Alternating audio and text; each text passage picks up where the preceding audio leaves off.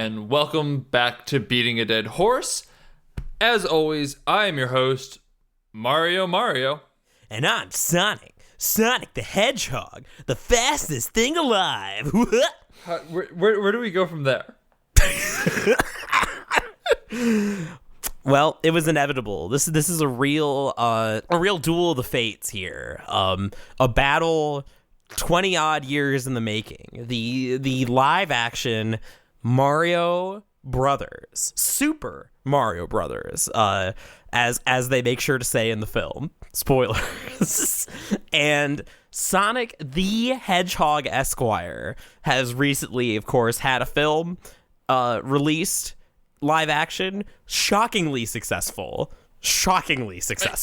Just legitimately the best opening weekend of any video game adaptation ever, overriding Detective Pikachu, which admittedly is not everyone's cup of tea, completely understand that, but is still like the third biggest property in the world or something like that. It's the first. Is it's it really? The first, yes. Okay, yeah. So, I mean, you got a big competition. I guess Sega really does what Nintendoesn't. They really do, except they don't, because this movie has a lot in common with its predecessor. There's a lot about this that you can draw a straight line to the Mario movie in terms of their approach to adapting Sonic. But there's also there's a decent amount that differentiates it. It's been, again, like 20 odd years since the Mario movie, but it's kind of stunning how they went out of their way to create an extremely 90s ass movie for all that is worth. From like everything about it, from the story to the score, to Jim fucking Carrey just clowning around, dredged him out of the coffin. Like I couldn't believe it. I went into this movie wanting it to be like a pastiche of bad 90s blockbusters, and it basically was. So overall, I'd say I was pretty amused by Sonic the Hedgehog, the film. Yeah, I left Sonic the Hedgehog, the film, feeling very enraptured with the movie. Like, even as I was walking out, like, full on the high of, yeah, that was Sonic the Hedgehog, that fucking ruled, I was still like, 3 stars. It was fine. About 5 minutes later, I'm like, hey, wait, no, that movie fucking sucked, and promptly dropped the rating in my head. So, like, I think a lot of what happened there was I was riding the high of the audience I was with. There was a huge age range in it, and, like, everyone was kind of into it for their own reason. I think, like, there was just an energy around the whole thing that was going on that brought it up to a higher rating than it should have been. Additionally, like, my expectations were just fucking rock bottom for it. So, like, anything that wasn't a misery to watch was good, in my opinion. It had its moments that were still, like, solid and funny and, like, actually a good movie moment. But, like, when you take a step back and actually look at what the fuck Sonic the Hedgehog was, it made no goddamn sense. See, part of the reason I found it so endlessly amusing personally is that, like, the devil's in the details and the fact that it is Sonic, and we'll talk about that more in the spoiler section. It's a lot of stuff that's not, like, ha-ha funny, because the movie itself is for the most part, like, pretty well made at the very least. Like, I could see it's something that can also be said of Super Mario Bros. We'll get to that in a second, because that's kind of a whole other can of worms. But I could see why, even though it has a lot in common with Super Mario Bros., this is definitely, like, more of a crowd pleaser. In a lot of ways, and in hindsight, I think it's understandable that this would be doing better than Detective Pikachu, because Detective Pikachu is, like, the best video game movie. I still stand by that, but that's pretty much completely because of, barring Overlord. Barring Overlord, of course, and Doom, starring The Rock. Okay, right, but what if this is actually a good movie? But Detective Pikachu, like, a lot of that was like the opposite of what Sonic does well. I'd say, like, genuinely well, in that a lot of what Detective Pikachu, what made it fun was that they got like the Pokemon world and a lot of the designs and just the overall feel like really right, which conversely it makes sense why like a general audience wouldn't know what the fuck was going on in Detective Pikachu or care. So I can see why this would have a lot better word of mouth, because they took the character of Sonic, kind of just made him more less Sonic. There isn't a lot in his personality in common with the game character. And no, this is not Sonic. This is somebody that looks like Sonic. Cutesy buddy cop movie animal buddy, which he does. It's a role that he plays well, and I think that's why, like, as a kids movie, as a general blockbuster, it's not super surprising that people have been enjoying it. Like, you know, I saw this with my mom, one of my mom's friends and her kids, and they all seem to enjoy it. That makes sense. What's more surprising is that even amongst like Sonic fans and the rest of us like nerds, that it's being super well received, even more so than by general audiences. That's, I don't know how to explain that one, but we're gonna talk a lot about Sonic. I'm gonna get up on my podium. We're gonna have an entire class about what the fuck is wrong with Sonic and people who like him, including myself. I did just want to talk a little bit about the audience, because I did mention that the audience had a lot to do with this. In Sonic the Hedgehog, Sonic flosses twice. Sonic flosses twice. Both times resulted in a wide round of applause from the audience. Oh, how dystopian. But that also happened in my theater as well. I don't think the second time, but the first time, definitely. It doesn't make a lick of sense. They're just clapping at a dance. I don't get it. It's just the Fortnite meme. What? Why? He's just dancing. So, Sean, should we table Sonic for a bit and go back in time? You know what we should? We should roll back the clock a little bit, head back to the perfect era of the 90s, where everyone was just chill. The world was not in global crisis yet. Everyone could pretend that the oncoming global apocalypse wasn't here. It was a great time. Bill Clinton was playing sax on the White House lawn. What could possibly go wrong? The Berlin Wall was down. We didn't have no Soviets anymore. We didn't have to worry about nothing. The 90s is why we want to do this. If you are somehow listening to this, I suppose a little bit of backstory is worth mentioning, in that Sonic and Mario have always had a rivalry. They have not always been Sonic and Mario at the Olympic Games 2020 Tokyo. For a while there, they were just the bitterest of rivals, fighting for dominance in the console wars of the mid-90s. Sega does what Nintendo doesn't. And so, with the advent of the Sonic movie, we're like, we should watch the fucking Mario movie and have them fight. Let's see what is the better video game movie. So that's what we did. Before we talk about the Mario movie, I have to give a shout out. Actually, this is a little bit of a weird situation, because I bought the DVD and was posting about it on Twitter, and somebody came up to me and was like, "Hey, there's a 1080p version of this available. Do you want it?" And I'm like, "Yes, absolutely, I do." So I've skimmed through it. Jackson actually watched the entire thing in 1080p. Glorious, crisp, clear colors. Like, I just want to point out that, like, the Super Mario Bros. Movie is a big cult movie. Like, I don't know the details about the people who sent you this, Sean, but, like, I know that they're not the only one. No. But yeah, thank you to Super Mario Brothers, the movie archive. They're over at smbmovie.com, at smbmovie on Twitter. They're just, like, scouring the internet for all this stuff. They've actually worked on restoring an extended cut with 15 minutes of deleted scenes, which is buck fucking wild. I don't know how you hunt down forgotten footage, but like, go support them. I was checking out their website. They've got a bunch of like really interesting facts and details about the Super Mario Brothers movie. So yeah, I have to shout out Super Mario Brothers movie, The Archives. Go check out their website and stuff. They're pretty cool. Shine people. on, you crazy bastard. I love you. But honestly, it's not hard to see why. No, it's not hard to see why watching the movie that this would become a fixation for some people.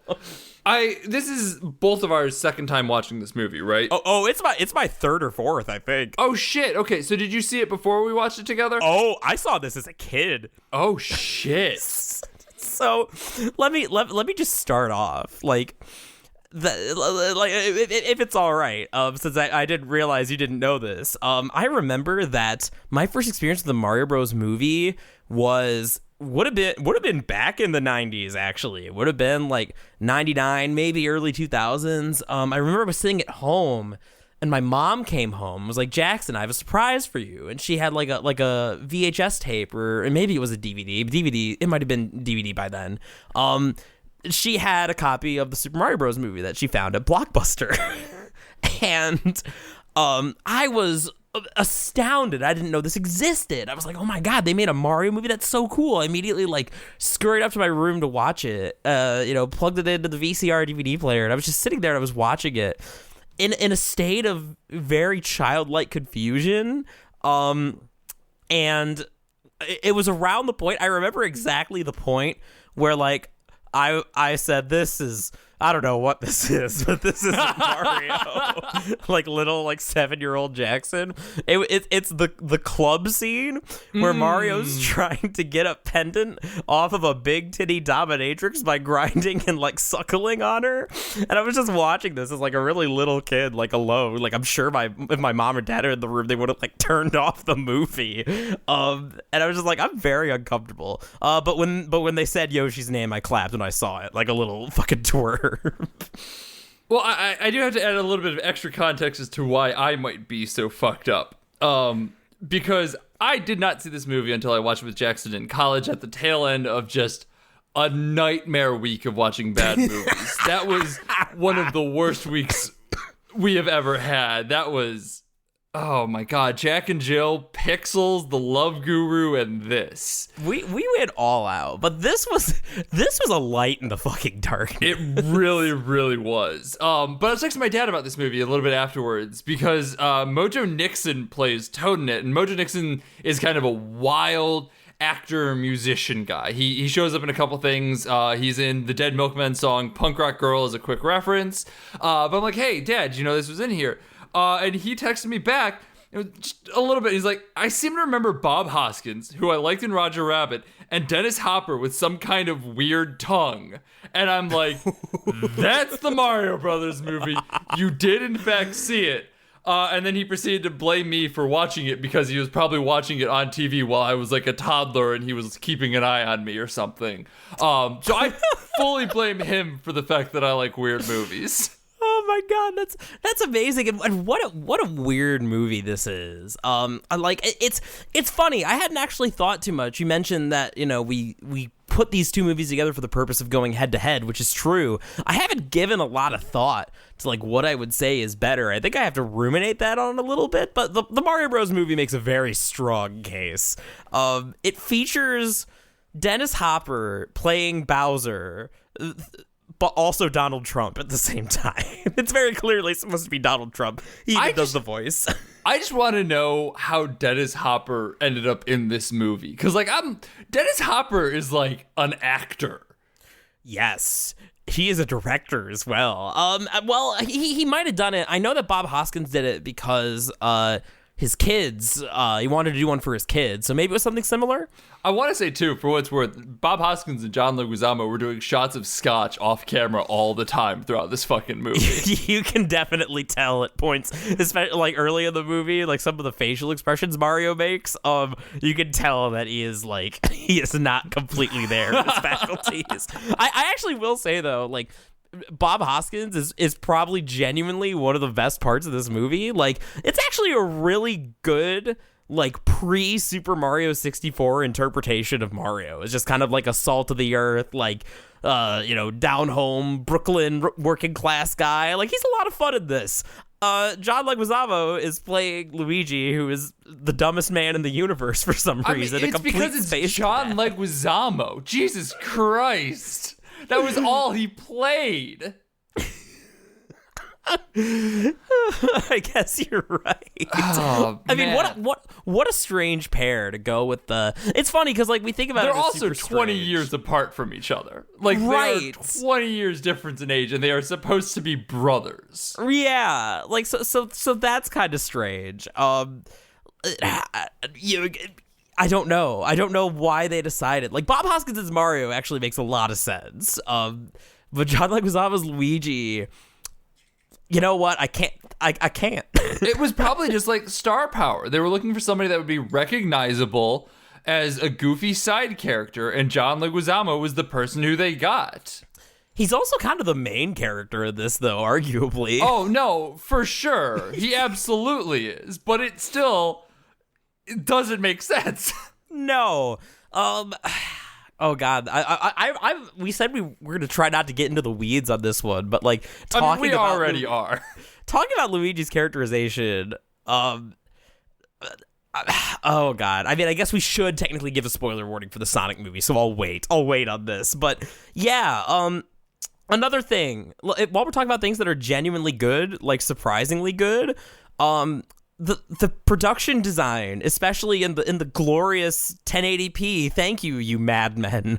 I have a thing about fungus. I hate fungus. Like, I won't eat mushrooms. I see them as this terrifying, like, ever since I learned that mushrooms were not quite plant and not quite animal when in like 3rd grade, like, it was game over for me. Like, they release spores, they create Last of Us zombies. Like, the entire city looks like a fucking Last of Us zombie in this. It makes my stomach crawl, but it looks really good.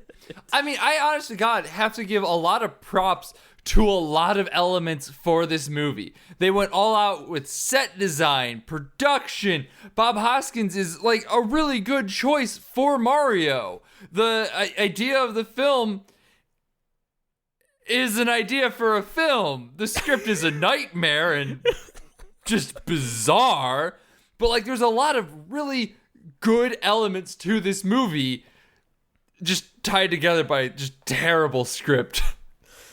Absolutely awful script, but awful in a way that's fun. Awful in a way that's like the whole. Oh my God, like I even wanted to make a note of this. The complete fucking fever dream that is the first like minute of the movie, that is this really shittily animated like dinosaur cartoon of them going, it don't get no better than this. Like, oh my God, I forgot about that. Like there's just so much weird stuff like that that's so emblematic of a lot of bad 90s blockbusters, because bad 90s blockbusters are much more fun than bad modern blockbusters. And I want to make a comparison to another really fun bad 90s blockbuster, Batman and Robin.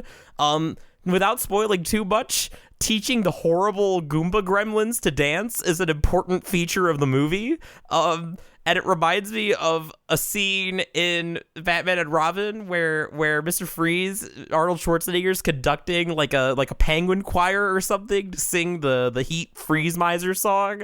There's just so much weird little goofy, campy, dumb stuff in 90s movies, like so off the wall, stupid that makes them enjoyable, as opposed to kind of like a lot of modern blockbusters which are either like dour and angry or just kind of bland or like smarmy, like too self-aware but not clever enough to get away with it. Like 90s blockbusters were complete like pap. They were complete sludge in the stupidest way possible, and that's what makes them so much more of a joy. Just to kind of reel it back into a little bit more of our area of analysis and not just gushing about movies, because we can't ever just do that. We can't ever just let ourselves have a good time.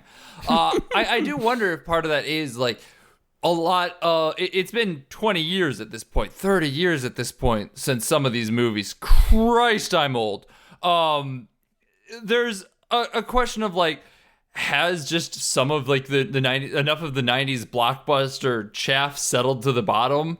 Like, have we just gotten the good stuff that sticks out to still be enjoyable, weird stuff to stand out? I mean, I guarantee we're going to start seeing that in like the 2010s and the 2020s as time moves forward. Like, a lot of the dour bad stuff is just going to fade away, and we're going to be left with weird fucking relics of the era that are going to really embody what, like, the night, like the way that this or Batman, not v Superman, Batman and Robin embody the 90s. Like, I feel like we're gonna start seeing weird stuff that embodies the 2000s a lot. I mean, for fuck's sake, we already are. Shrek is like the identity of the 2000s in a lot of ways. Yeah, so I mean, we're starting to see it happen with like the straight up 2000s. I think there is something too that just like a lot of the boring chaff kind of goes. I think a lot of that is also, so like I'm thinking of also like another kind of bad 90s blockbuster, or another stupid 90s blockbuster. This isn't like a terrible film, but Independence Day, right? Was one of like the biggest movies of all time.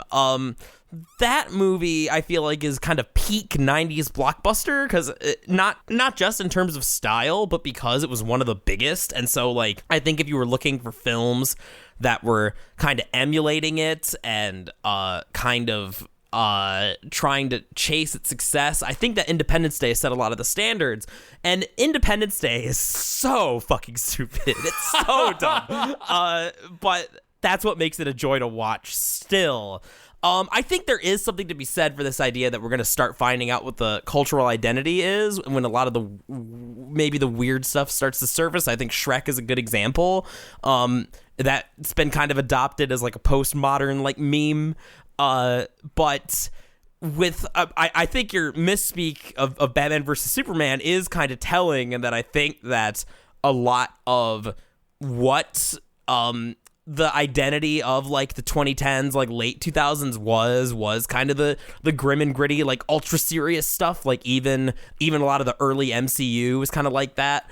I mean, I don't deny that. I think my point more than that though is that there's going to be a separation of what gets remembered from like we're going to see Batman versus Superman and like Man of Steel and stuff like that. I feel like are movies that are going to be forgotten at some point. They're going to be just relics of a time. And I think like the things that are going to stand out is like there's going to be movies that are arguably good movies that still have that ethos of just dour grittiness that will pull out. But I think there's also going to be a lot of kind of weird, rambunctious, fun movies that are going to just be, that will have been bad, that are bad movies that have come out in the past couple of years that will be laughed at as a relic of this era, much like these movies were laughed at as a relic of the 90s. I think it's impossible to say. I think you're right. It's a good question to consider. My gut feeling is that just due to our like particular cultural brand of shit that we're producing, my gut feeling is that like overwhelmingly what we'll see is a lot less like fun and stupid, as opposed to I think that again there's something. A lot of like media from the 90s, especially like kids media, because that's kind of what we're talking about, right? Like even a lot of blockbusters now make this sort of like portent towards seriousness, whereas like kids media from the 80s to the 90s, brazenly, proudly stupid. Like no, didn't expect. It was a very carefree era. I think that there's definitely an element of that will seep through in that era. But I do think like the point I'm making more than anything is just like I think that even if it does impact our own kind of weird movies that do arise from this era, we will see, I concede, some of our own nihilistic or realistic viewpoints show up within them. But also, you have to also acknowledge that there are a shit ton of movies from the 90s that we have just forgotten as a culture that are just not worth remembering. Yeah, definitely. And I think that's inevitably going to happen. I'm curious to see what is going to rise. I'm again, it's hard to say. I suspect the overall flavor will not be weird and fun, but that's my gut instinct. I'm just talking in the terms of bad movie style. Like we're gonna see like Birdemics and whatnot from this era-ish. like they're going to be weird and fun, but like in a kind of dire way. I think Birdemic might actually be a really good idea of what I'm kind of getting at here. Birdemic's a good example of what you're talking about, because I think that is definitely infused with a of the moment sort of energy. But I think what's also important to note is that like the real like stinkers like Birdemic and Troll 2 and The Room, the ones that are like kind of already super famous, like those are often like, you know, independent projects in one way or another. Like I'm talking blockbusters, like, because what I mean specifically with what I'm saying about the 90s like flavor, is that like, you know, the 90s blockbuster was a very stupid thing. You're absolutely right in that there will be a lot of shitty movies that are nonetheless delightful that will rise to the top. But like I'm thinking like the big names, because this is definitely, even if it flopped, like you could tell from the production quality, you could tell from like, hell, even Yoshi, the puppetry on Yoshi is actually really good. So much so that you would think that the only reason, my assumption for why they made the Mario Brothers movie, speaking of, you know, big corporate 90s cynicism, is that there was just some asshole in an executive room chomping on a cigar saying, what do the kids like these days? They're like dinosaurs, Jurassic Park, that's the most popular movie. Make more dinosaur movies. Mario, he rides a dinosaur, make that movie. But this actually predates Jurassic Park by a couple months. So that's not it. So I don't know why they latched onto, I guess coming back to like the movie itself, I don't know why they latched onto fucking dinosaurs and evolution so much for their Mario movie, but they did, and I'm glad. But I guess like to bring it back to our blockbuster conversation, like this would definitely qualify. Although, to be fair, as does Sonic, but I think the presence of Jim Carrey alone kind of shows that they were going for somewhat of an homage to kind of older kids movies and not so much the more modern sensibility of like I would say the MCU more than anything is like the defining mode for what we expect from a blockbuster nowadays. That's true. I do wonder, part of it too is like, we have been kind of just out of the loop in terms of like kids movie blockbusters. I think we're kind of both starting to be more attuned to them. But like, I feel like for a while there, especially like if you're looking at the late 2000s, early 2010s, that's end of high school, early college, where like, at least from my experience, I was aware of like Disney movies and whatnot. And I don't know that like something, if Mario Brothers had come out in that era for me, I would have gone to see it, or like I would have been as aware of it. I think that there is a question of like where we were in that headspace. I think if it was like, if I'm being perfectly honest, had the Super Mario Brothers movie come out in that era, we absolutely would have gone to see it. But I'm talking something like Super Mario Brothers movie in the same vein of like weird and rambunctious and for kids type of deal. Yeah, although part of what makes this so weird and rambunctious is that Mario suckles a dominatrix, and it's arguably not for kids. But I get what you mean. And actually, I was thinking about this while I was watching the previews for Sonic. It's always interesting because you're right, we are unplugged from like kind of what's going on with like general like animated, more like Shrek type kind of films. When's the last time you saw a Minions movie? Like I didn't realize they were making a like Scooby-Doo origin story movie. Did you get the preview for that? Yes, I've seen that one a couple times now, actually. Yeah, I had no idea that was happening, and there were a couple others. What's the middle name of your dog? What a sane question. Thanks, police. Yeah. Well, this has been a fruitful conversation about what we're going to remember in the grand sweep of history. But we're on a deadline here. We got to talk about these fucking movies. I was gonna say, we got way off the fucking rails there, but I think it was a very interesting conversation. So if we do have new listeners for this episode, that's about more what you'd expect from this podcast. Do we want to move into spoilers then? Because I've got a few details, particularly on Sonic, that I want to talk about. Yeah, for sure. Let's move into spoilers. Before we do, a couple of just show notes and whatnot. First and foremost, please watch the Mario Brothers movie. For the love of Christ, get some buddies, get some beer, watch the Super Mario Brothers movie. You will have a good time. I promise you. Yes, agreed. I normally, it's hard to make me thrilled and elated and laugh a lot when I'm just like sitting alone, but there were a couple shots in the Mario movie that caught me off guard, and I was like, wow, I forgot about this. It's a very good, very weird movie. Also, if you are enjoying the podcast and you don't want to stick around for spoilers, what you should know is that you can follow us on Twitter at BADH_cast. Follow us on Patreon at patreon.com/BADHcast. There's a bunch of bonus episodes and stuff that you can get access to over there. Go rate us on iTunes. Tell your friends about us, please. It helps us out a great deal. Next week, we're going to be talking about The Invisible Man. I have no idea whether it's going to be good or not. I'm kind of excited for it just because I've turned into a weird pseudo horror junkie. I don't think Jackson is as excited as I am. I was really, really sad when I heard that Kingsman got delayed. Let me tell y'all, boys and girls. The trailer looked like total schlock to me. And it's funny. We were talking about this in the pre-discussion, and I'm sure that this will come up again next week. But we both started this show as people who didn't really have any strong feelings about horror movies either way, and have since moved in the complete opposite strong direction. Like yin and yang. Like Sean can't get enough of them, and the idea of like a movie being branded horror is enough to make me go like, ugh.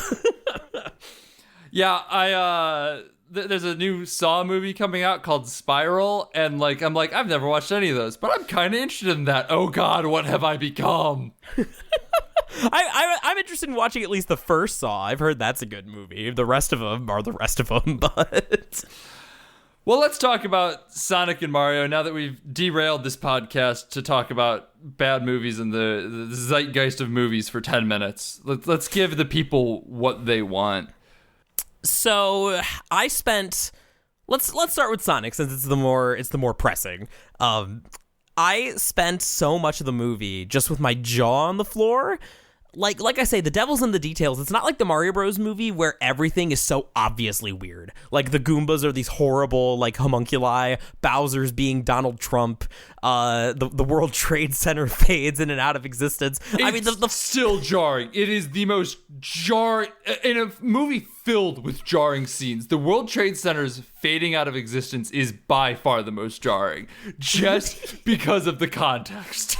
So there's that context, but also that they kind of, like, when you realize that the World Trade Center, and was Trump Tower built in the 90s? It must have been, right? I couldn't tell you. Well, I'm assuming it was, because that's what the climax feels like. Just instead of storming Bowser's castle, it's storming Trump Tower.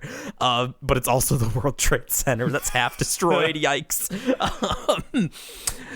So, like, there's a lot of stuff about the Mario Bros. Movie that's very tangibly weird. Like the fever dream, like the transformation into the dinosaur land or whatever, the fucking horrible mushrooms everywhere. Ugh. But Sonic is a lot more of like a normal kind of buddy kids movie until Jim Carrey comes strolling in, and he's just being himself and is like it's Jim Carrey. I mean, what more do you really need to say other than and then Jim Carrey comes strolling in? Jim Carrey's so weird because he's exactly like Adam Sandler in that he has two modes. He has his shtick, he has his thing, and he's going full on the shtick here. Like, you haven't seen Jim Carrey's shtick like this since, like, at least Bruce Almighty. And also, there's Jim Carrey, the actor, in, like, such acclaimed films as Eternal Sunshine of the Spotless Mind. A great movie. So, who can figure it out? I don't know who made the decision that Jim Carrey should be Dr. Robotnik. It was a good decision because I was in shock and disbelief that they actually did this every time he was there. Just going again, full 90s. Literally, I'm not exaggerating. It's like they plucked like peak Jim Carrey from like Batman Forever or something and just plopped him in Sonic and just had him keep reading his lines. Which is absolutely perfect given that this movie wants to exude 90s energy. Yeah. And I mean, hell, actually, just as an aside, there's very few cell phones in this, isn't there? I actually was wondering if it was supposed to take place in the 90s because of that. Yeah. I mean, I don't think so. I think there's the Zillow product place. Yes. Right. Yeah. I mean, that's a good sign right there. But I mean, outside of that, there's very little not cell phones at all, which just kind of gives a vibe of kind of a simpler time. You know, I think they're definitely kind of trying to transport those of us who were alive in the 90s back to that time before we had them tweetums and fuck books. Yeah. Swipe right on fuckbook. Horny singles are in my area, sonny. I've just been waiting. Oh my god. Well, I think that also comes through with the setting, with like the small town setting, which is the other thing that I wanted to talk about. Because the only thing that's crazier than the fact that they got Jim Carrey to do Jim Carrey again is the fact that like the actual meat of Dr. Robotnik's character is that he's like Hollywood coastal elite Dr. Robotnik. Like, I'm not joking. He has several, like, screeds against, like, the yokels, the good old simple folk of Green Hills, Montana, about he's a super genius and, like, everyone's beneath him, and he's, like, this technocrat, works for, like, the government and everything, and, like, really the moral of the story, shockingly conservative for a Sonic movie, is, like, home is where the heart is, like, your small town that's dying under, you know, Rust Belt decay, that's the place to be. Fuck San Francisco. What's up with the sister? Just as an aside, just speaking of San Francisco, what is up with the sister? Okay, that was strange to me too, because that's a pretty stock character of like, oh, you know, good boyfriend, husband, you gotta leave him. I'm the grouchy. But you do that when the husband is a no good. He's a fucking cop. Yeah, he's not only a cop, he's the most boring, bland cop there's ever been. What a no good person that is. He stopped and helped animals across the street like an asshole. You know, I actually wanted to say, speaking of stopping and helping animals across the street, before I dive headfirst again into the movie's themes, because this movie has themes and it blows my mind, is that I think my favorite part of the whole movie was the very beginning when Sonic helps the turtle cross the road, and then he takes the turtle zooming, and then the turtle is like shaking in fear. I really like that he drops him at one point and kills this turtle. I mean, so in terms of just like modern blockbuster stuff, it's like I'm kind of a sucker for like speed gimmicks and like superhero movies. Like I like those scenes, those Quicksilver scenes. I was gonna say, so you like just seeing the Quicksilver scene in this movie again? I do like just seeing the Quicksilver scene. I never get tired of it. They do it several times. And every time, like I even say in the back of my mind, like, okay, this was clever and cool when they did it in the when they did it in Days of Future Past. Then it was less clever and cool when they did it in Apocalypse. Then it was even less clever and cool when they did it in Justice League. And now it's even less clever and cool in this. But by God, I still eat it up. Eat up the fucking slop. I mean, I do think that part of it is that this was kind of tongue-in-cheek and fun as opposed to just cool. Like, it was cool in Days of Future Past. In this, it was kind of fun and goofy, and like there was a little bit of a different angle to it than how it was in those other movies, especially fucking Justice League. Yeah. So like I do have to give it some credit. I thought the bar scene was rather enjoyable in that way, but yeah, I mean I agree with you. I don't know why they keep doing it because it was cool once, and they're like, oh, we can do that, we have a fast character. It's like they can't even think of how else to do like a fast character other than that. It's like the only string to their bow. And yeah, so like speaking of that bar scene, like this is again where we maybe get into like the 90s stuff where like Sonic doesn't act like Sonic. Like I remember at the very end of the movie when they had the admittedly really cute like montage in the credits, like of recreating the movie's like set pieces with the 16-bit Sonic. Did you see the small nod to Sonic 3D Blast in there? No, which one? When he's climbing up the side of the building, it's him going side to side like the Sonic 3D Blast bridge bonus level. Oh my God, that's wonderful. Like I was watching for it because 3D Blast was my favorite Sonic game because I'm an idiot. And like I was like watching, I'm like, oh my God, they're doing all the the clever little the bonus levels and everything. There's no way they're gonna have 3D Blast. And it like if you're not intimately familiar, it's kind of hard to tell because it's supposed to be a vertical plane as opposed to a horizontal plane, and like it's not swerving like the level itself is, but it's definitely the same animation. Like you can even feel that fucking bonus level is so floaty, and you can feel the floatiness of the animation even in that little cutscene at the end. It was great. I was so happy. It made me smile. No, that whole montage was wonderful. But at the part specifically where they got to the bar fight, my mom turned to me and she said, "That doesn't happen in the game, does it?" And I couldn't help but say no. And I'm like, in fact, this had very little to do with Sonic. And that, I think, is kind of where, in terms of being weird, where I think the Mario Bros. Movie has an advantage. And that forced me to sort of stop and think, like, Sonic getting in a bar fight, like, even in canon, is far from the fucking weirdest, craziest thing that's ever happened to Sonic. Like, it's also rather out of character. I mean, Sonic has done some wild things, but a bar fight feels kind of out of character. Yeah, so like when we think of Sonic as a character, like you mentioned Bill Clinton as which took me off guard, but if you want to explain for the audience, I think it makes sense the way you put it. I mean, to me, like, Bill Clinton and Sonic both just exude that 90s energy. They're both kind of in their own way, but it's both in a very much carefree, nothing could possibly go wrong. Sonic's a rude dude. Bill Clinton plays the sax and doesn't give a shit about your fucking presidential rules, man. Yeah, I think that's kind of really what it boils down to. They just both have a very 90s energy to them. They're very different from one another, but, like, they meet in just peak 90s. Yeah, and I think I mostly agree with that, and especially because, like, I'd say that definitely applies to, like, Sonic as he was conceived as, like, corporate, rude attitude 90s mascot, and also kind of the character derailment that he's had recently into being more of, like, a snarky asshole. In like Generations and Colors and Forces and those more recent games, but like for a lot of the games, like when I think of like Sonic's personality, I tend to think of like the adventure games, which was like the main games I played growing up, which were basically. And again, going by the fact that Sonic as a franchise is so fucking crazy, the adventure games in 06 are basically Final Fantasy plus Dragon Ball Z plus 24.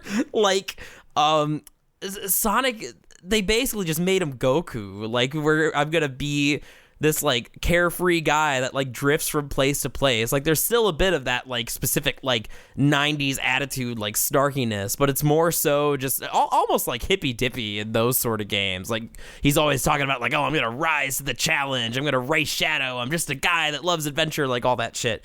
But the point being is that no matter the incarnation of Sonic, there's one thing that Sonic is not, and it is not a lonely homebody. You know? And so that's where we get into, like, we have taken his characterization and we have just made him a cute little Sonic-looking guy as opposed to being Sonic. And that gets to, I think, the core weirdness of the movie is that, unlike the Mario Bros. Movie, there is a lot about this, especially in terms of the visuals that are identifiably Sonic. Like, post-redesigned Sonic looks like Sonic. You know, he shows up, like, in his origin story. You get the rings, which look really good. You get Green Hill. In addition to shoes. The shoes, which are weirdly a little girl's shoes for some reason. I don't know why they made such a big deal out of that. I mean, I will say I have heard that some people actually got teared up at that scene, which, sure, fine, knock yourself out. But yeah, no, it was kind of strange how he got his shoes. Like, it's not even like the fact that it's a little girl, but like, I don't know. I never equated like Sonic's feet to that of a little girl's. Oh my god, I just did something terrible on the internet. Wrecked. You played yourself. But no, I mean, like, and if we're comparing to the Mario Bros. Movie, there's a similar moment where, like, I remember when I was a kid, I was pissed that they weren't dressed in the overalls the whole time. They're only, like, in the outfits for, like, the last fourth of the movie. I guess Hollywood can't help but think that, like, they want to, like, tease us on the costume. Which is even dumber because they could have teased on the costume in the goddamn, like, S&M club that was 5 minutes earlier. And by S&M, I do mean Snakes and Monsters Club, because they were like snake people and like monsters in the underworld. Yeah, so that was a very funny joke. Pat myself on the back. Thank you, Sean. And like in this scene, they fucking put Luigi in a red suit and Mario in a fucking yellow suit. Oh my god, Mario's hideous yellow suit made me so mad as a kid. I'm like, why isn't he wearing the red one? But like as an adult, might be my favorite thing about the movie. It makes no fucking sense. But yeah, that's the kind of thing about the Mario Bros. Movie, is that like there are little nods and stuff in the background, and like sometimes like the Balam is weirdly accurate and wearing Reeboks. So, well, that's something that's got in common with the Sonic movie. I want to mention that before we're done here. Could you go for some Olive Garden? That was like Dark Waters tier cringe. I was so upset by the way that resolved with the fucking general giving him an Olive Garden gift card. Like, how dare you disguise that as a joke, Sonic movie? That's very... anyway. Also very 90s of it because of the Reeboks and the Bob-omb. But like, the Reeboks and the Bob-omb was almost like a blink and you'll miss it type of bullshit. Because those went really fast. There was one scene where you could see it, and if you look down at anything else for 10 seconds, and that's being generous, they are actually on screen for probably 5 at most, you will completely miss it. You cannot miss the fact that Sonic the Hedgehog is sponsored in part by Olive Garden. Use rebate code SONIC at checkout to get 10% off your Olive Garden order. Oh my god, there really is just so much with all of this. Holy shit. But like, so there's, even though the Mario Bros. Movie like sort of goes out of its way to almost actively antagonize Mario fans, like there's a lot of stuff about Sonic, like the fact that the Knuckles race, the Echidnas, like they all looked game perfect. It kind of makes you think like, well, hold on. Why didn't we have the technology? Why didn't they just make an animated Sonic movie? Like, why did we do this 90s live action buddy cop throwback? And there's not really a good explanation for it other than just that, like, Sonic at this point as a brand has just fallen so far and been degraded so much. If we wanted to do the fucking buddy cop 90s style thing, why not just flip it and drag a human into the Sonic world?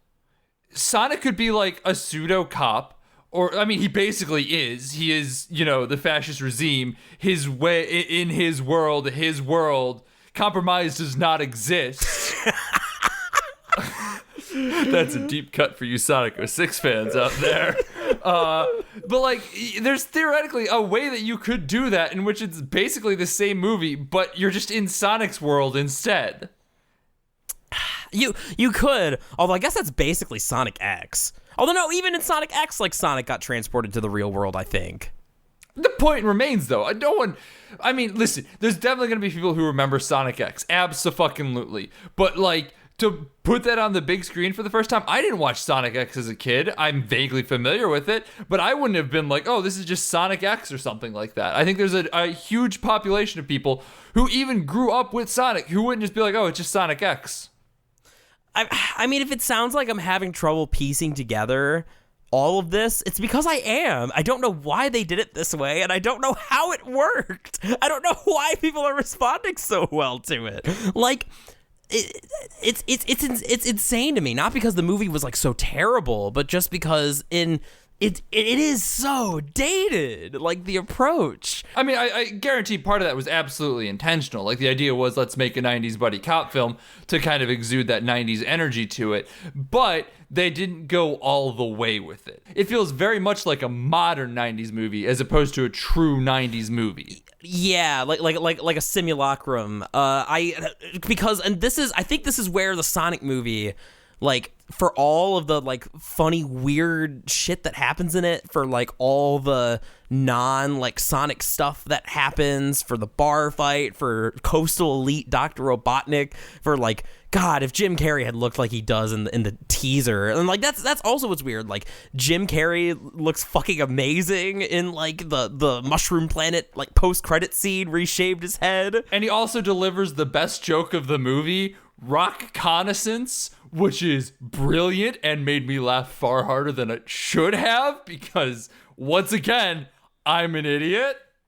Well, now the good news is now we can say whatever we want because all our viewers are gone with that admission. The weirdest part about that, though, too, is that, like, I knew that he was going to look like that. He was dressed like that in the trailers. Yeah. Why didn't they just make him that earlier? Like, put him in the mushroom area and then have him come back in that movie. Like, I realize now that it was a tease for a sequel and whatnot, which is definitely going to happen. No way around it.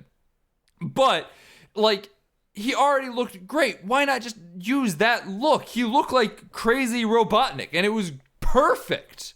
Or Tails, like, you know, there's the more Marvel style post-credit sequence where Tails shows up from the portal and he's like, I gotta find Sonic. He looks like canon, he sounds like canon, like personality wise he seems to like know who Sonic is. It's almost like they just dropped game Tails in movie Sonic, who is very much not game Sonic. And I think especially because like there's no indication that Tails existed before this moment. Where the fuck did Tails come from? You know, there was a weird birth defect on one of the foxes in the arm. I mean, that's fine. Whatever. I don't care about the genetic component of Tails. I'm talking in the beginning of the movie, Sonic's only friend is a bird, and then he disappears for 10 years. And apparently it takes 10 years for Tails to reverse engineer this is fucking CinemaSins nitpick bullshit, but like we're already in the harp category. Sean, you're missing for the forest for the trees. The presence of Tails in the sequel means more than likely we're gonna get live action Knuckles. Ooh, boy! And that's gonna be the greatest. Hopefully they don't save him for the third one. Well, I mean they have to because that's what they're doing here. Because it's Sonic 1, Sonic 2 and Tails, and then Sonic 3 and Knuckles. They're clearly building up to that. I do have to just say, because I did talk a little bit about this last week, and for anyone who might have stuck around with it, I'm very excited for Nipples, because I very much hope that they do some sort of reference to Nipples, the enchilada, because the guy who made Nipples the enchilada, that comic, the You Take My Emeralds, is the guy who redesigned Sonic for this movie. After the initial horror Sonic, the guy who came in and said, no, bad, and slapped all their hands and told them to do it better before they all got unceremoniously let go a week before Christmas. Crunch is bad. Support the VFX artists. Is that guy. That's... Oh, ooh, yeah. Sonic, the success of the Sonic movie might be unethical. Oh, it's incredibly unethical. It's terrible. Because it worked. Oh, no. No, it's fucking awful. It's absolutely miserable. Like, we are joking and laughing about it, but, like, there is a horrible, horrible underbelly to this whole thing. Oh, man. I mean, I guess it was inevitable, given how every movie has, like, a billion fucking reshoots already. Nothing matters anymore. Just whip your workers into shape. Can we talk about the Mario movie for a little bit? We've been focusing really hard on the Sonic movie, and like it is the more recent one. It is, but I do want to put a little bit of emphasis on the Mario movie because I do actually have like an end thesis of which one I like more. Yeah, well, I just wanted to say, like, the last thing about the Sonic movie is that even I think the reason that it ultimately isn't going to be as memorable, because I'm assuming that's the side that you're going to come down on as well, and like ultimately why is that Sonic himself, nothing they could have done, nothing Hollywood could have done to Sonic could possibly be as weird as like Sonic defeating the police in Sonic Adventure 2, or like time traveling and giving birth to himself in Sonic 06 or whatever. Like, the brand is already so stupid and tarnished that like this movie has like single-handedly kept Sonic culturally relevant like for the next couple of years. Like, we were talking about this like with Sonic Boom, like with none of the games have been super relevant. So clearly, like, enough kids like the Sonic Boom TV show. Like, Sonic just keeps scraping by despite being like a punching bag for bad ideas. It's really amazing. He's like continues to fail upwards. It's incredible. Jackson, you're forgetting about Sonic and the Secret Rings. That was the first game they released on the Wii. Sonic fights a purple genie in the Arabian Nights. Obviously. I don't understand what you're saying. That's clearly a brilliant idea. I mean, by that regard, Sonic's human cop buddy in a bar fight is so tame in comparison. Like, Sonic is already so stupid in a way that Mario, like, and hasn't yet somehow it still feels out of place. How the fuck do you do that? How the fuck do you make Sonic in a bar fight feel out of place when Sonic fighting a purple genie in Arabian Nights, like, parody, ripoff, homage, satire? How does that feel normal in Sonic? And Sonic in a bar fight does not. I mean, nothing feels normal in Sonic anymore. That's the point. Like, the brand has been so thoroughly tarnished. Like, the problem is that, like, when we default to what we think about Sonic, like, you know, Genesis era Green Hill, like, saving the forest from Robotnik, like, that's so far removed from this crazy turn of events that we've taken, including Secret Rings, including Adventure 2, including 06. Whereas, like, I think what makes the Mario movie more special is that, like, Mario ever since like 64 has been really consistent in terms of its tone, in terms of its style, in terms of like its satellite media. So the fact that like this is such an outlier, I think makes it stand out a lot more. Plus the fact, and like this is where really I think my thesis of I will remember the Mario Brothers movie way more than I remember the Sonic movie is that the Sonic movie doesn't really stand out as anything, honestly. It's to your credit, it is not weird enough to be a wild Sonic thing. It is not funny enough to stand out as like a great bastion of children's media. It's not like quirky enough, like if it was the original design of Sonic, to be just some horrible monstrosity of bad movies. There's nothing about it. It's going to fall squarely in that mediocrity window where, you know what, I had fun with it the first time I watched it. I don't know that I ever want to watch it again. It's not something that I think I will ever think about outside of this podcast, really ever. Meanwhile, the Mario Brothers movie, there's a lot of heart in, if nothing else, the set design. Like, there is effort put into that. It's like this Blade Runner fucking-esque dystopian nightmare that looks absolutely incredible. I would love to wander through that set and just kind of explore. Fucking wandering through goddamn Sonic is just gonna be wandering through goddamn West Virginia. Who gives a fuck? And I mean, you're right. There's just that weirdness element to it. The casting of of Mario is just so much more on the nose, barring Luigi. Fucking Sonic, you got Jim Carrey, yeah, but he's too far removed, you know? He's doing his weird 90s thing, but without any weird 90s backup to really give him that push over. And plus, just in general, the Mario Brothers movie is buck fucking wild and a masterpiece in weird bad movies. I agree. Although I think there might be more similarities than you're giving it credit for. Like, because I drew a lot of parallels between what Jim Carrey was doing in Sonic and what Dennis Hopper is doing in Mario. It's not quite the same, but the fact that like they sat down and were like, "Yo, you're gonna do Donald Trump," and he was like, "All right, cool. Where's my paycheck?" Very very similar vibes for the central villain. And I mean, actually, I do agree. I will give you credit there. I think that they both have some big similar vibes, but I think Dennis Hopper fits in the world better than Jim Carrey does. Like, Jim Carrey kind of feels like an outlier within that movie. Yeah, a little bit, for sure. Although fits in the world might be a little strong for Dennis Hopper.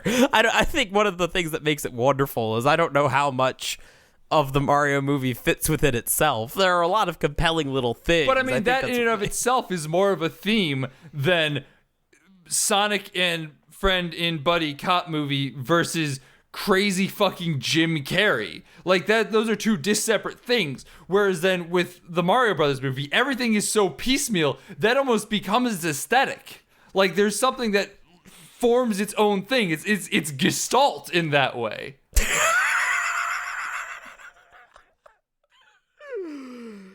At this point, we both pretty much lost our minds over the phrase, "it's gestalt in that way." So I'm going to cut out about 2 minutes of us cackling. Let's get you back into the actual podcast. Oh my god. You're operating on a power level that I can't even comprehend anymore. No, because I want to concede that its gestalt in that way might have been the perfect description. I cannot argue that. It certainly has that over Sonic. I mean, honestly, you might have just done it. That might be the perfect segue back in. Let's just go from there then. Oh, fuck me running. I mean, I don't know what else to say. I whipped myself into a fervor there that I wasn't really prepared for with just a climax is the perfect word for what happened. Oh, I don't even want to follow it up, but I do have one last commonality that I wanted to point out that I got really fixated on after watching both of these. Oh. So we can calm ourselves for a minute. It's that and it is talking about the Mario Brothers movie more specifically in that it has the stupidest, most nonsensical theme in the world of Luigi being a spirit science man who just wants to believe for no reason at all and go off his Luigi intuition. But when you watch the movie, you have a brain blast moment where you figure out what they were trying, I guess, to do. And it's that they literally were all right, what are the Mario Brothers known for? They jump, right? Yeah, we can do a Hollywood thing with that. What do you do when you jump? You leap. Take a leap of faith. This movie's about taking a leap of faith. Mario's got to take the leap of faith. So they have that scene with the fucking hook. And that's it. That's their only, idea as far as the theme, and then, it comes so late that the rest of the movie, Luigi just being a clown, it all spreads from there. That was the genesis of the emotional core of the Mario movie, and then it just blossomed out of control, the terrifying, disgusting fungus everywhere, with it absorbed all these ragtag Jurassic Park, Blade Runner, fascist dystopia Donald Trump things, and it has this much in common with Sonic, and that they also very clearly started from the same position. What does Sonic do? He runs. He's a runner. What's he doing? He's running from his problems. He's gotta stick at home with his family. He's gotta build a family. He's lonely. He's Sonic. He's gotta stop running away. We'll have the owl say it at the beginning of the movie. Perfect. So video game movies, at the very least, I don't recall Detective Pikachu central theme being related to catching your heart or whatever. So that's good. Is that owl a character anywhere else in the Sonic universe?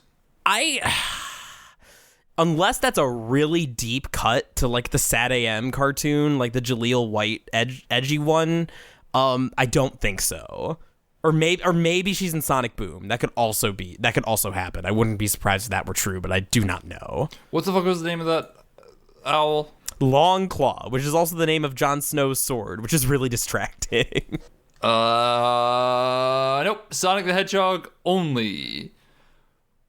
Weird. I feel like you probably could have used a character that had already been established, given that there are 3,000 characters in Sonic lore. Yeah, because Sonic's had family before. He had a grandpa in the Sad AM cartoon. I think he had a grandpa in the comics too. I was a comic reader. I read the Sonic comics. I read them from time to time. I was always confused because I never kept up with them. So shit would happen and I would never be able to follow. But there was Sonic Underground where he had his brother and sister in a rock band. Yeah, so there's a lot of options here. Why did you make up an owl when you could have used that to be fan service? That feels like a thing that you should have done, right? You know what? I guess, that's what's so weird. That's what's so weird about Sonic. There's so much of the movie that feels like fan service, and then it's just JK lol, we're gonna do a weird 90s thing that's not related to Sonic at all. Are we done? Do we just want to declare Mario the winner and call this episode here? I think we can safely declare Mario the winner for sure. As far as whether I would give Sonic a recommendation, I mean honestly, sure. While it's in theaters, yes. Yeah, while it's in theaters, I wouldn't say that it has the same allure as Mario. That seeking out the Mario Bros movie is almost like a rite of passage. Whereas the Sonic movie, if you have kids, they'll like it. If it's a fun enough ride while it lasts, I was literally my mom turned to me and she was like, "So what'd you think? Sonic fan?" And I said, "It amused me," and I think that's the best description I can give of it. It's while it's in theaters, sure, why the fuck not? I think that a theater energy of clapping at Sonic flossing for no explicable reason is probably the best way you're going to watch this movie. I don't think that, like, if even you and I had watched this together on the couch, we would have had as much fun. Just because I think, like, there's definitely you need an energy of some people who aren't just being snobs like we are. not just being complete assholes. Although I don't know, I feel like we would have still lost our minds at Sonic flossing not once but twice. Oh yeah, no, I mean, the second time would have put us over the goddamn edge. The first time we would have rolled our eyes. The second time, Christ. I don't know. It might be worth seeking out for Jim Carrey alone. It might be. I just feel like there's better Jim Carrey vehicles that you could go watch instead. There definitely are. No, but I mean, this goes along with the idea that this is in theaters. Like the fact. Oh, you mean again, go seeking out in theaters for Jim Carrey alone? Yeah. I'll give you that one then. I thought you just meant it's post-release. No, it's so unbelievable to me that they did this with Jim Carrey. Yeah, I'll second that. As I said, I thought you were just talking like post-release. Once it's on DVD, go seek it out. Because at that point, no, go watch a better Jim Carrey movie. No, I was thinking about that for a second. But yeah, that definitely only applies while it's still in theaters. Well, cool. I've been Sean McKinda. You can find me on Twitter at Sean_McKinda. Find me on Twitch at twitch.tv/Skippy. I made a Letterboxd account. If you want to go follow me there, I'm trying to keep a log of my movies and stuff that I'm watching this year and just kind of lightly rating things. It's usually gut reaction. Don't expect like big, well thought out things. Just Sean McKinda on Letterboxd. So you can follow me there if you really want to. It's mostly for me, but I don't know. You might find some interest in it. And I'm Jackson Keller. You can find me at twitch.tv/JacksonJKeller. I said I was going to stream, but I haven't for like a week. Oops. We'll try again this week. If you want to get in contact with the podcast, at BADH_cast on Twitter. If you want to get in contact with us, the best place to do that is over on our Discord. And you can get access to that by donating to our Patreon. At only $1 a month, you get access to our Discord where you can yell at us directly and let us know that this is, in fact, the best iteration of Sonic that ever has existed. At $5 a month, you can get access to our Discord where you can yell at us about the fact that Mario movie is, in fact, the best movie ever in the world and not just a bad movie. But you also get access to our backlog of bonus episodes. We have 12 at this point. There's some very, very good episodes in there, including Goodfellas, which is the most recent one that came out 2 days prior to this episode going live. Go listen to that. And at $10 a month, not only do you get access to our backlog, the ability to scream at us, but you also get the ability to request bonus episodes. So if you have something that you want us to watch and talk about, specifically like Barbie Horse Adventures, you can do so there. You also get a little something. You are really tempting fate by mentioning Barbie Horse Adventures week after week after week. Are you doing this on purpose? My hope is that I'm going to just turn it too much into a meme that no one will ever recommend it. I also don't know that it's a movie. I think it's a video game. It is a video game, but I think it's also a movie. Well, anyways, here's your shout out. Travis, Julia, Mom, Summer, thank you all so much. Please don't recommend Barbie Horse Adventures. I will say we have done video games for the podcast before, so I guess we would technically have to do it. It's a video game. No like 15-minute like TV special or anything. I'm not seeing it. I will say if you do recommend Barbie Horse Adventures to us, your episode will be presumably very short. We'll do it. We won't be happy about it, but it will probably be us being, yeah, we played it. It was a game. Bye. Although we should also thank the other people who helped us out this week. Thanks to Lords of Highway for use of our theme song. It is Suicide, alternate take off the album High Octane, Low Expectations. Wonderful band. You should go check them out however you can. Buy their music, see them live, support them, stream them, whatever you gotta do. Also, thanks to 25 Years Later Site.com. You can find our logo on their website. We got a little button for us down in the corner. But while you're there, you should definitely read around, see what else they're writing about. And the answer is everything. Movies, TV shows, wrestling, music, video games, you name it. They're fucking writing about it, and you should definitely go read it. They've got all sorts of content for you to consume.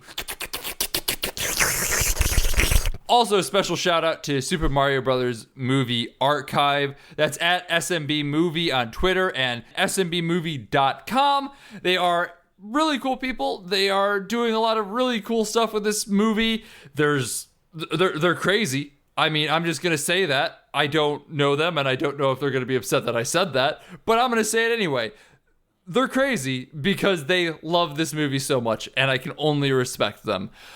So go follow them, support them, click on their website, whatever you got to do it. They'll appreciate it. We'll appreciate it that you're supporting them. Next week, we're going to be talking about The Invisible Man. Jackson's going to be upset. I'm probably going to have some things to say, which, see how that goes. I usually say stupid things. Oh, I'm sure I'll have something to say. That's fair too. Bye.